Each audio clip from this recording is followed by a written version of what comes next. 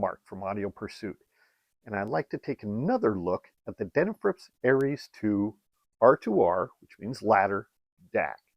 Now, the last episode I did on this back in March, at the last few minutes of it, I talked about the 1.3 firmware update, which was in March of 2023.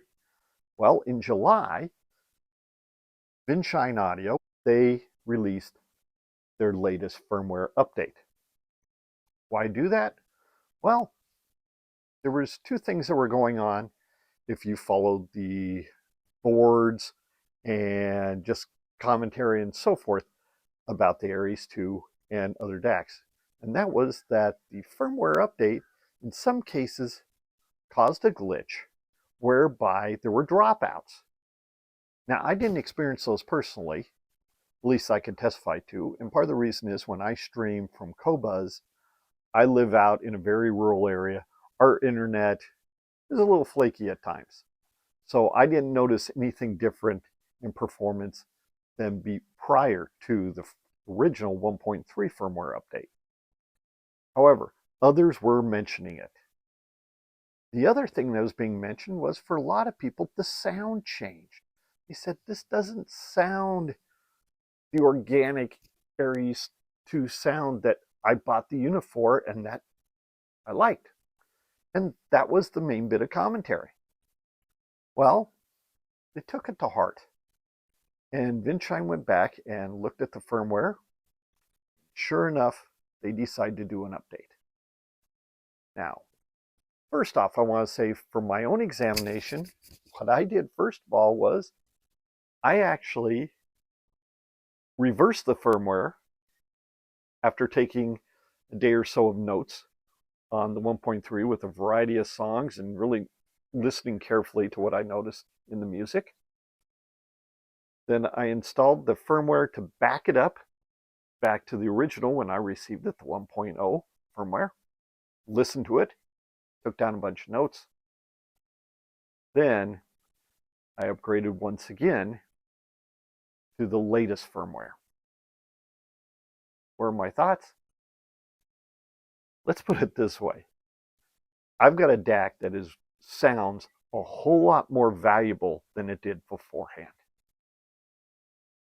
The biggest thing I noticed between both previous versions was the clarity issue. Now, previously I mentioned soundstage and depth. This one, it's clarity. And really, it starts in the bass.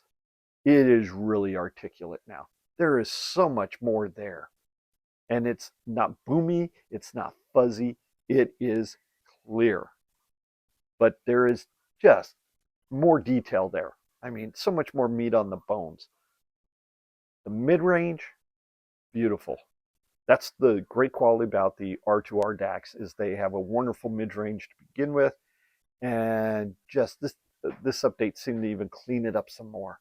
So for me, it was, this is what I'm looking for. And then finally, the top end, the treble, once again, cleaner. The registers are pure when you listen to it. Across the board, the timbre is much improved. So I'm ecstatic by the results of this update. You know, I'm going to tell you right now, the best part about this is that you can update to the latest one. If you don't like it, then reverse it. Go back to the one you previously enjoyed the most. But for me, I'm sticking with this one. And really, what went on is terrific because you get that original sound, which I would describe as slightly warmer, whether it was due to whatever harmonics in the firmware code that was created. They went back and they said that they specifically looked at that to give it, to adjust the coding to give it more of that original sound. I want to say there are a few people on a few boards that were very indignant. They say, you're playing around with the sound. You know, that's not what it's supposed to be. It's supposed to be a pass-through. It's supposed to be translate and not add its own. Well, you know, in the abstract concept, that's true. But in the reality is that, you know, there are certain tones that, and frequencies, timbers, everything about it that really most humans really enjoy. And those have tendency to be boosted a bit. I mean, speaker manufacturers, they've been doing this, since beginning of time. They have a house sound.